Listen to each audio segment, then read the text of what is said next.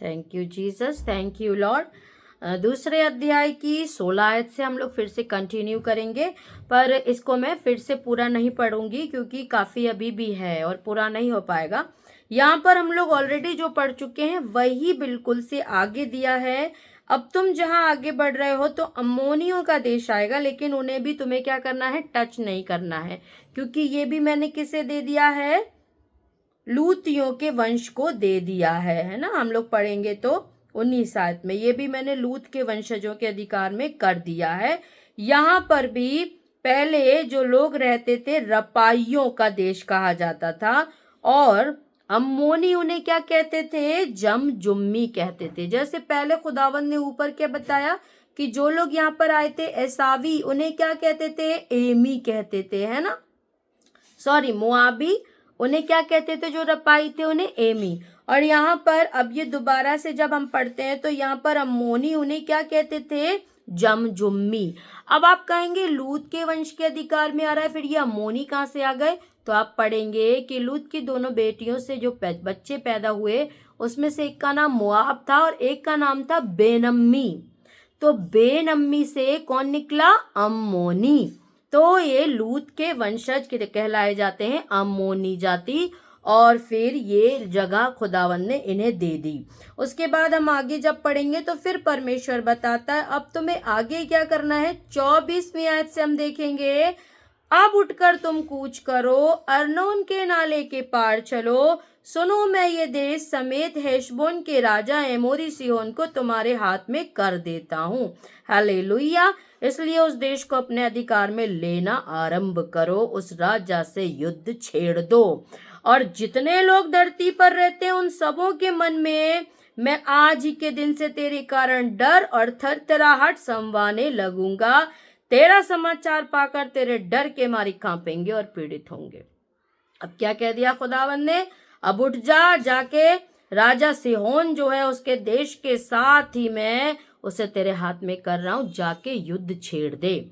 और संसार के जितने लोग हैं धरती पर सब आज के दिन से तेरे कारण डरेंगे और थर थर आएंगे। मैं ऐसा काम करने जा रहा हूं, तू मत डरना।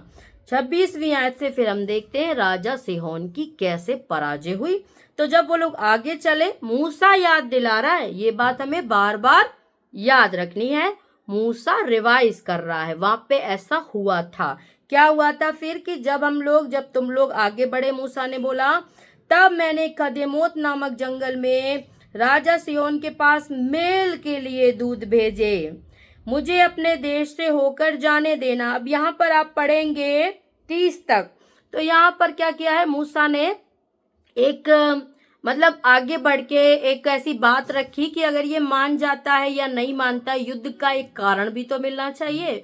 तो खुदावंद ने राजा सिहोन के दिल को, जैसे फिरौन का दिल खुदा ने कठोर किया, राजा सिहोन का दिल भी खुदा ने कठोर कर दिया था। क्या कठोर कर दिया था, इन्हें निकलने मत दे ताकि युद्ध हो, ताकि खुदा अपने काम दिखाए। और मूसा ने सिहोन से बोला हम तेरे राज्य से कुछ भी ना लेंगे, ना कुछ भी छुएंगे, लेकिन हम मोल देकर पानी और भोजन लेंगे, तू हमें निकल जाने दे। लेकिन उसने मना कर दिया 3री आयत में। और उसके बाद आगे खुदावन ने उसका मन हठीला जो किया कि वो उसे उनके हाथ में कर दे, क्योंकि खुदा ने उन्हें कह रखा था कि इसे अब तुम शुरू करो, इसे अपने अंडर में लेना है ना, आरंभ कर दो।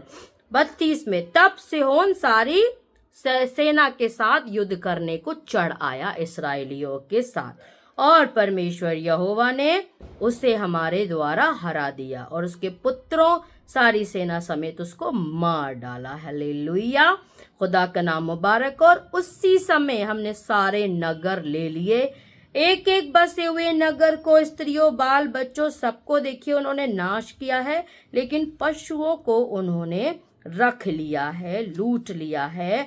और उसके बाद आगे बोलते हैं अर्नोन के नाले के छोर वाले अरोएर नगर से लेकर 36 आयत में, उस नाले में के नगर से लेकर गिलाद तक कोई ऐसा ऊंचा ना रहा नगर जहां हमारे सामने कोई ठहर सकता था, क्योंकि हमारे परमेश्वर यहोवा ने सबको हमारे वश में करा। अमोनियों के देश के निकट वरन यब्बोक नदी के उस पार जितना देश है, पहाड़ी देश के नगर जहां जाने से हमारे परमेश्वर यहोवा ने हमको मना किया था, वहां हम नहीं गए। एक एक बात वो खुदावन की मान कर देखिए चल रहे हैं, है ना। और जब आप यहाँ पर पढ़ेंगे गिनतियों के 24 अध्याय में, मुझे लगता है यहाँ पर आप इस बात को ध्यान से पढ़ें तो आपको बहुत अच्छा लगेगा।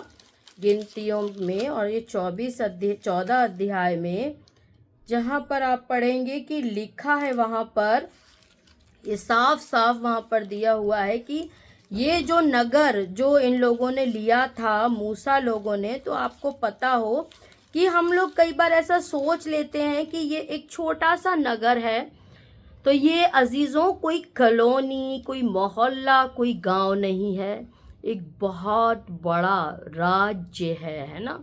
स्टेट और डिस्ट्रिक्ट्स की बात हो रही है।